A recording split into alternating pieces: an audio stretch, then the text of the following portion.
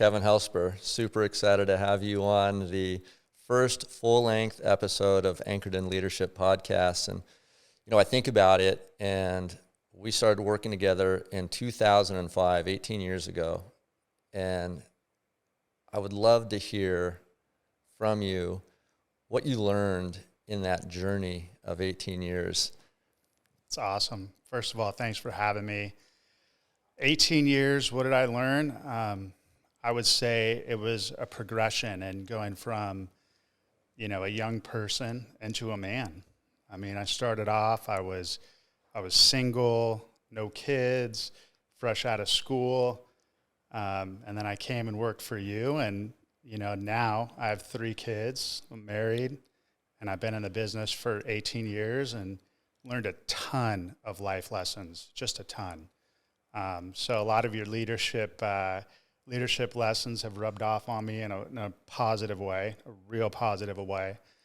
Fell in love with a industry that is just full of change. It's tough. It's hard. You have to learn perseverance.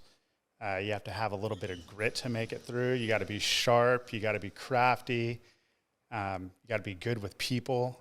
And you just always have to be working. And that's one of the things that I love about the business is you can never really stay complacent. You always have to be working. The market's going to be changing. You might be moved to another department or asked to chase down another type of business. And so you just always have to be working on your craft, and you just have to be a professional about what you do and just continue to grow each and every day.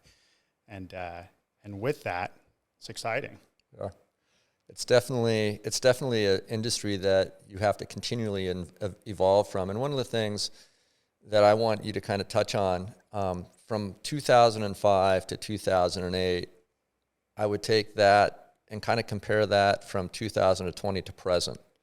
And going through, that 2005 to 2008 time period where you were still new in the business, talk about those emotions that you had, how you overcame the probably some of the fear that would naturally come along of not having certainty and so forth, to today in 2020 to 2023, where we're at and kind of that same type of market.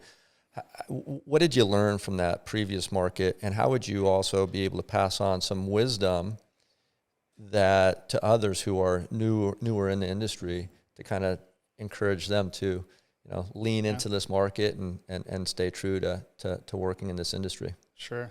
That's a good question. So 2005, my first year in the business, for 6 months, I would classify it as being a quote unquote easy market.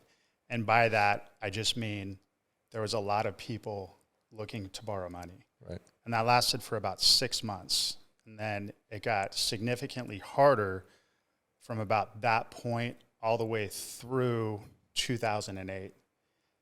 And what I learned is, in tough markets, if you have good habits, if you're willing to work hard, if you're willing to have a good mindset, a good positive mindset, then you can grow your business in those tough markets. And right now, I liken it to 2007, early part of 2008, in the sense that I feel like it's a season for planting, right? We're planting seeds. We're talking to people who they might buy or they might not be ready, but you're building that relationship. You're building that rapport. There's not a lot of traffic with the real estate agents right now. So it's a good opportunity to meet partners and let them know what you do. And so they might not be selling a ton of houses right now, but eventually when the market turns, they will, and will be in prime position to do well. So I would say the biggest takeaway was having good habits, having discipline, and having to work and having to get after it on a day-to-day basis just to survive. And really, when I think back to 05, 06, and 07, the mindset wasn't just crushing it and doing well. The mindset for me was, I want to keep my seat. I want to stay in the seat. And so it allowed me to approach it with a level of humility. It allowed me to kind of break away from being high maintenance, if you will, and just being a worker, being blue collar, coming in, making my calls, not giving up, not shutting it down early, coming in on a Saturday, maybe staying late on a weekday, and just making those sacrifices so that when the market changed, I was in a good position to do well. The grind. There's a lot of insight that you shared there, Kevin, and a lot of value there. So I hope everybody's listening to that. You mentioned mindset. And so how do you today practice keeping the right mindset? It's hard. It's hard. It's not easy. And it requires being intentional about it.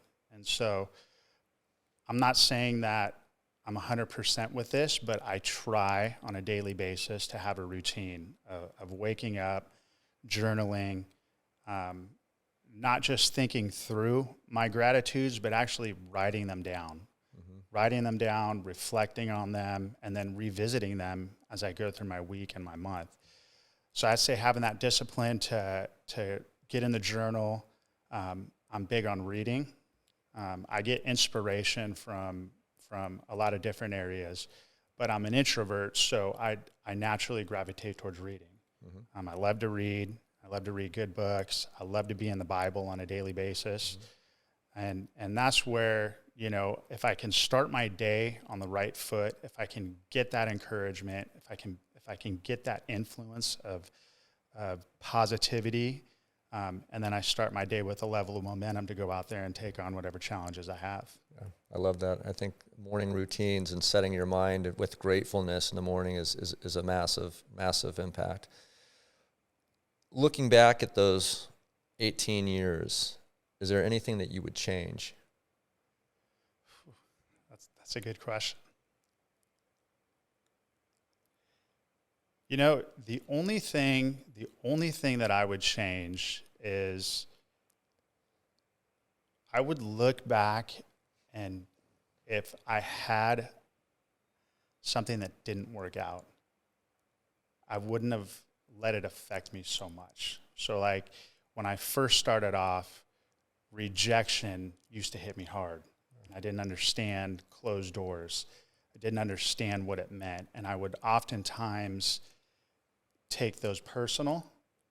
And a lot of times what I would do is I would try to push through that and then move on, try to get somebody else to say yes, and think that those yeses or those successes would make me happy.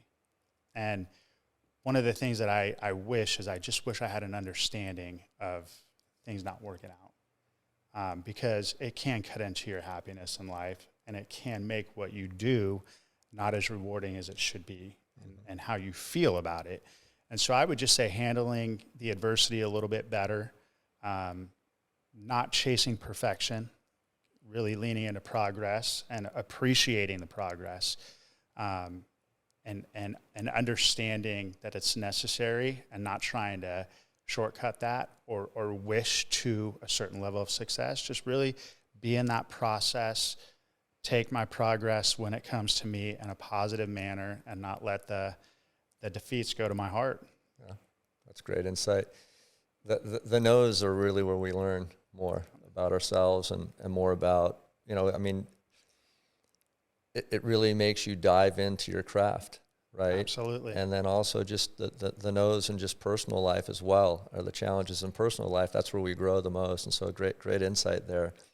I look at things in life, and there's a lot of things I look back at in my life where I didn't know why I was doing that. And I really didn't realize that until later, it was preparing me for something down the road.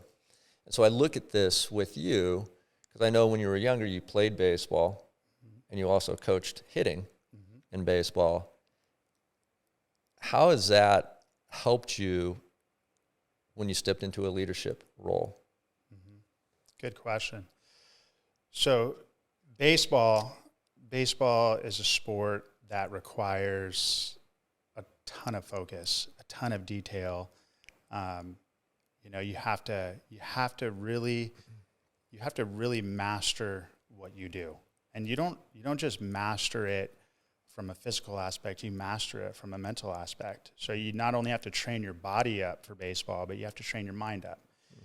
I touched on failure and dealing with adversity. if you're a good baseball player, you fail 7 out of 10 times, similar to sales.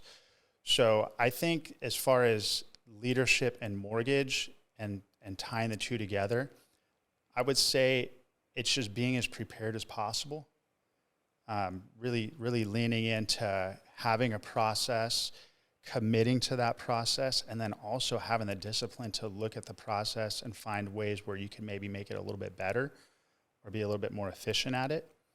But then also, teaching and coaching to the mental side of it, and being a support system for the people that work for you, and understanding, just like I was frustrated, just like I would get down and I would let that rejection kind of creep into my heart, is understanding that the people who I was leading were going through the same things. And so my patience was required, just like it was on the baseball field, and really teaching people that, hey, it's not necessarily about being right all the time, or having your swing right all the time, or having your presentation right all the time. It's really working on it, tweaking it, getting it better, making adjustments, and then moving forward. So a lot of connections there between the two, for sure. So what I'm hearing is preparation is separation, and also the willingness to adapt and adjust. Yep. For sure. I mean, there's always things changing in our lives, whether that's business, guidelines, or just life happening, right? 100%. Yeah. And so in your leadership role, I think there's a lot of stuff that also ties in with your leadership role, parenting, and serving. And if I'm to look back at Kevin Helsper, one of the things that I really admire about you is your servant leadership heart. And I think that's what separates you from a lot of different leaders. And I really love that about you. And your parenting, one of the things that makes me laugh is you've got 3 boys. That toilet seat's never down for Allison. and so, but I mean, all different personalities that your boys have, I would imagine. And the people that you've led, all different personalities and different things, I'm sure, that you can relate to, but maybe different things that trigger you as well. So talk through some of that stuff. Yeah. So parenting, for me, I look at parenting a lot different than I did even 5 years ago, because now I have 2 teenagers.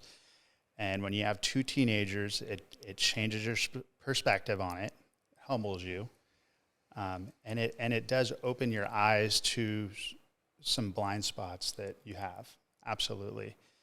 And what I think about with parenting and leadership is anything I'm entrusted to, I want to walk along them in that journey. And being a parent is interesting, because sometimes you have the answers and they want to hear the answers. Sometimes you have the answers and they don't want to hear the answers. And sometimes they want to figure it out and they want to have the answers. And what I've learned is, if I'm on that journey with them and we're navigating through that, that's a victory. And that's where the impact is for me. And it's the same thing in leading people in the mortgage business. You just walk along the journey with them and you be there for them. And sometimes you're there with all the answers, and sometimes you're there to help them work through their answers, which might or might not be the right thing, but it's part of the growth. It's part of how they grow and mature. And so I would say, that the blessing is being entrusted to the things that we're entrusted to, and the people that we're entrusted to, and the relationships that we're entrusted to be on that journey and be alongside of them. Very good. One of the things that I've been trying to practice more and more is letting go of the stuff that I can't control. And with 3 boys, 2 being teenage, you've got to be getting really good at letting go of stuff that you can't control. But it's got to be really difficult, because they're your kids and you don't want them to get hurt, right? Whether that's physically or emotionally. How do you practice letting go in that situation? How do you and Allison as parents, and how do you as an individual do that? It's a good question. It's a tough one, and it's still a work in progress for me. As my 16-year-old has a driver's license now for 4 months, and he, goes off, and he's starting to be more independent with his driving, and it's difficult, and sometimes we'll drive together, and when he's driving, he drives like me, which is not a good thing. Right. My wife calls it, I'm not a good technical driver. Okay. But it's a challenge, and it's difficult. And I think that, to me, letting go means trusting. And when I feel like I can't let go, I try to lean into the trust piece, and who do I trust? Well, I trust my boys. I taught Blake for 16 years. He knows about responsibility, and I need to learn to trust and let go.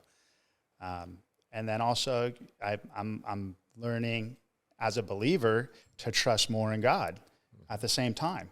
And so there's that constant growth that we encounter, even as my kids get older, and I've been a father now for almost 17 years. I'm still learning. I'm still growing in certain areas. And that's one of the areas that has definitely been something that I've had to really work on. And so just leaning on that trust and belief that it is going to be okay, and he is prepared. That's awesome. I love that. So going back a little bit to our mortgage practice, smiling and dialing, as I like to call it, it's hard, right? It's hard reaching out to partners. It's hard reaching out to clients. We, I think, as originators, struggle with call reluctance, fear of rejection, whatever it might be. How have you gotten over that, and how do you coach others to get over that? Good question. It's something that I don't know if I'll ever get over it. I still have a challenge with it on a daily basis. But for me, what I've learned about myself is momentum for me and action for me is a source of a lot of my fulfillment. And so, yeah, there is that pain of like, oh, I got to make this call, or oh, I don't want to make this call. But also at the same time, if I don't make that call, and let's say it gets stagnant for an hour or 2 hours, I personally don't do well with that. So for me, it's more motivating for me to stay busy and to stay calling and to keep that momentum and that energy going, because it allows me to then grow that into being more confident on the phone, being more comfortable, being in a rhythm, and being able to tackle my day a little bit more effectively. So it's a great question, and it's something that I do still work on every day. And I don't know. I'm 18 years into it. There might be a time when I'm fully free of it, but it's not going to stop me. I'm going to keep going. Yeah, I've noticed where you really thrive, and I think most people really thrive, is in a system. I think a lot of us resist having a system. What is it about a system that has helped you be successful? Sure. So system for me, it allows for a couple things. One, organization. I'm not an organized person at all. So having that system, having certain checkpoints throughout my day, having an aim or a target keeps me organized. So there's that piece of it. But then also going back to the baseball connection, I really love to get into process of how things work. I'm curious about that. And so what a system allows me to do is allows me to take an action. So let's say it's a sales presentation, and I can lean into that. I can lean into that process and identify, hey, this is working here or this is not working here. One of the things that you taught me was to have a consistent sales process. And without a consistent sales process, you don't really know where you're missing the mark. And so that always stuck with me. And so what I do with my day is I try to set my day up in a system. And then I'll look at where my hits are, I'll look at where my misses are, and then that allows me to get in and make adjustments or tweaks where I need to make them. Awesome. Going deep with our clients, I think you've mastered that pretty well. Why is that important? And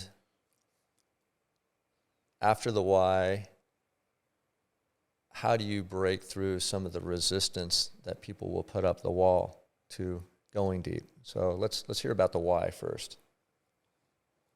Why is for connection. If I connect with a customer,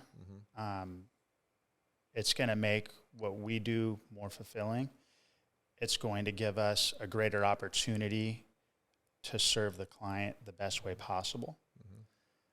So you talk about a lot needs, wants, and desires, right? I need to know what they need. I need to know what they want. I need to know what they desire. That doesn't happen right away. That requires time. That requires connection. And so if we know those things, then we know how to properly help them. And in some cases, we know why we can't help them, which is just as important, so that we can get them on track or get them on a plan to help them out. So I would say the connection piece of it. And then I would also say for effectiveness. So if I'm going deep with a customer, I'm not wasting that customer's time. A customer is going to take on average an hour to get a mortgage. If I'm taking 45 minutes to an hour with that customer, I'm making their time more effective, and I'm making my time more effective. So it's not time wasted. And I think that when we do that and we operate from that, as Stephen Covey says, begin with the end in mind, it allows us to go through that process in detail. It allows us to have the relationship where it's not just me talking, it's them opening up, it's them talking, and you have a better relationship as a result of that. But lastly, it just allows you to help. I think when we get into sales, we want to help people. We want to connect with people. We want to do these things. And when you take time to go deep with people, you just increase your opportunity to do that. You increase your opportunity to help it the best way possible. And a lot of times we'll come across people in situations where they might not be in the best space, right? A lot of times people think, well, I want to own a home. That's, going to be all happy-go-lucky and everything's good. It isn't always like that. There might be an issue with credit. There might be an issue with income. There might be debt that is, at a number that they can't afford. And so if you're able to go deep and connect with people and understand them, you're able to get to those answers, and you can actually help out. You can give advice. You can understand. You can get them to open up and vocalize, here's what happened. And sometimes people want to get that off their chest. And so you're there as a resource to help them out. And I think helping people is really the biggest piece of that. I agree with that. I agree 100% with that. I think one of the cool things about mortgage is, we have people typically making the biggest financial decision of their life. And if we really go deep with people, look, we all have situations that we're not always proud of. And sometimes drawing those situations out from the client and helping them share it helps it get it off their chest, which is a big relief. But I think it also helps us, to your point, to coach and to be able to look at people and help either get them to a situation that they can buy a home now, or a situation that they can buy something later. Right. But what an opportunity for us to make a difference in people's lives. And that's why I really have loved mortgage for so long, is I think that we can really make a difference in people's lives, and that's what we're here to do. 100%. Yep, absolutely. So you're a man of faith. And so with that faith, how has that helped you navigate life? Good question. I'm going to go to Scripture for that. Psalm 16:2, my favorite verse, my go-to verse. Lord my God, apart from you, I have no good thing. And I really believe that. I really believe that when Christ is the center, things are good. Now, I'm not perfect at this, and sometimes, my ambition or maybe even, a snapshot of ego comes in and try to make my own way, and I try to do my own thing, and that's where I realize, wow, this isn't the same as if I was doing this with Jesus. So I think that scripture is my go-to for a lot of reasons, but I really firmly believe that anything that I'm entrusted to or anything that I'm doing, if I'm doing it with God, I'm doing the right thing. That's awesome. I love that. I was going to actually ask you what your favorite verse was, but you already said it. So what's your second favorite verse? Second favorite, Philippians 4:13, I can do all things through Christ who strengthens me. Love it. And I really love that one. I love that one for that positive paradigm of like, hey, I can do this. That's a good faith builder. That's a good encourager. But I also love what Paul says before that is he says, when times are good, I can do all things through Christ who strengthens me. And when times are not good, I can do all things. And I think just having that encouragement and having that faith and belief that when things are working out, fantastic. But when things aren't working out or when things don't work out the way you want, to still know you're loved, to still know that you serve a God who is just full of grace, that gives me peace and that fires me up, and I love that. And so that's a close second for sure. Love the passion, content in all situations, right? Yeah. Love it. How do you prioritize family time? And how do you not only prioritize it, but how do you make the most of it when you're spending that time with family? Yeah, that's a good question. That's a good question. So prioritization of family, to me, I would say the most important thing is my family as my focus, right? I can give them, some days it's 2 hours, some days it's 3 hours, some days it's all day. But if it's 2 hours or all day or maybe even 15 minutes, if I can give them 15 minutes of me being present, that's the most important thing. And so as the boys get older and they start to become more independent, I can prioritize all I want, but they also have busy schedules and they have things going. And so a lot of it is just making sure that when we're present, when we're together, that we're kind of locked in, and for me, when I first got into mortgage, it was very, very difficult. It was hard. It's hard for me to do that. But as the kids get older and you realize how quickly it goes, it becomes easier and easier to do. And so what I try to do is I'm there in the morning. I always start my day off. That's like, I'm a morning person, so I love the whole concept of like getting everybody up, getting them ready, getting them out the door. I drive the kids to school. Like I love that. That's something that is important to me. And so that's the first thing that I always try to do. And then the second thing is when I come home, I always try to come home and just be as present as possible. And I don't have to be perfect, and I'm definitely not perfect, but I try to be as present as possible and just try to just do whatever they're doing. If they want to work on their baseball game, I'll go do it. If they want to play basketball in the front, I'll go do it. And then another thing that I've learned too over the last few years, this is something that's very important, is I've learned that the prioritization of family, the most important thing I could prioritize is the relationship with my wife. Yeah. And it's easy to get caught up in, okay, the kids need my attention. They're calling for me when they get home. They want to play with me. But the most important relationship in the house, without a doubt, is the relationship with the missus. So making sure she feels like she's getting everything in terms of my time, my efforts, my energy, and that with the boys getting, you know, their time is where it's at for me. I love it. I mean, that's what I do. That's what I live for. So for me, it's not a, you know, big change out of my schedule. It's like I'm working or I'm hanging out with the family. One of two things. What's the greatest lesson you've learned from Allison?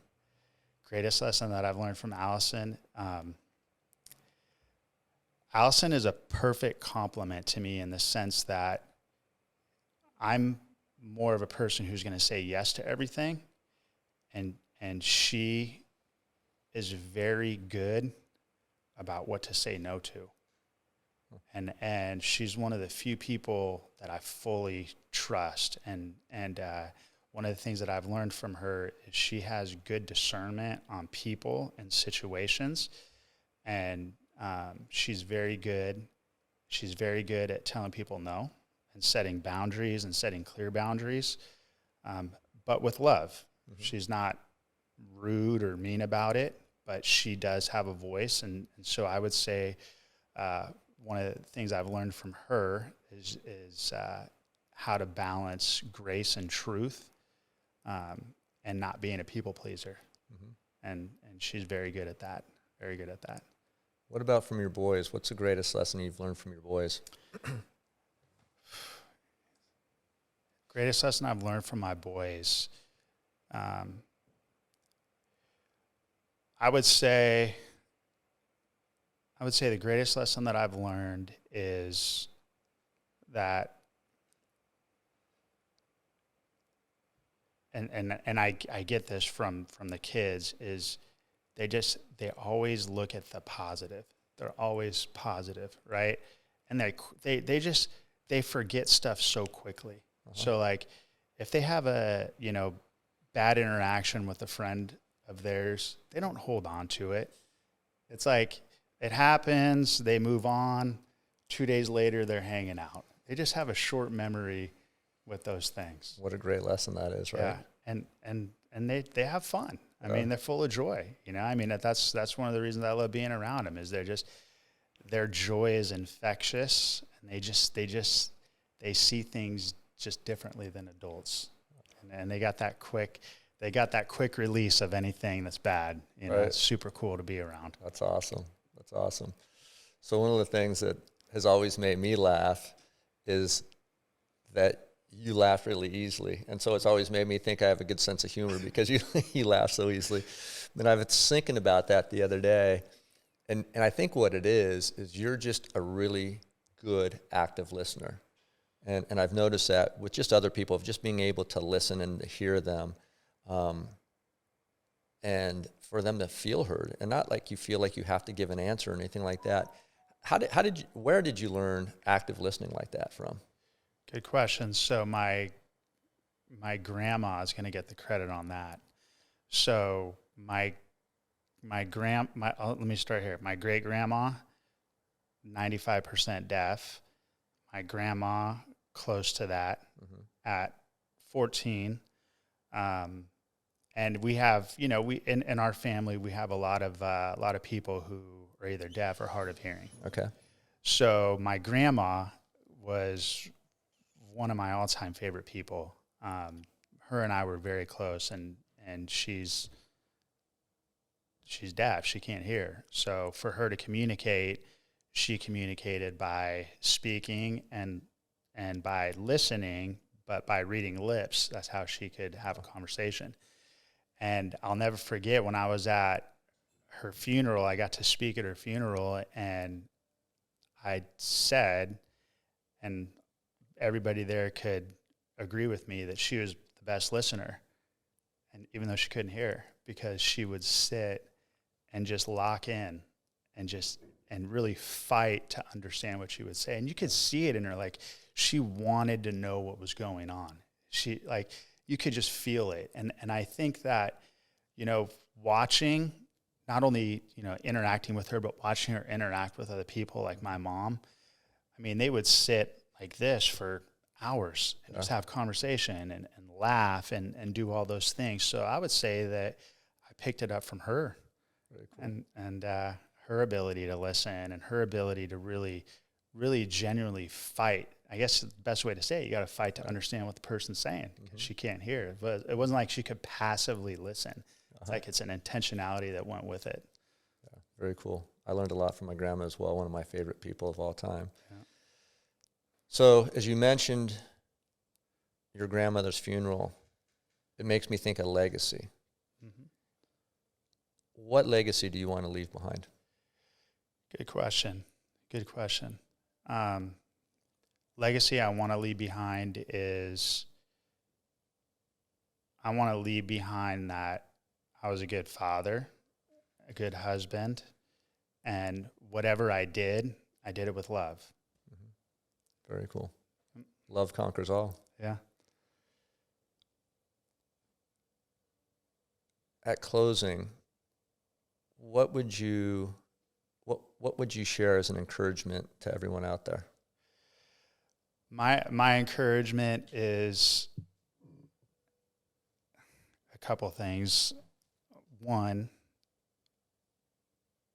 you're greater than you think you are.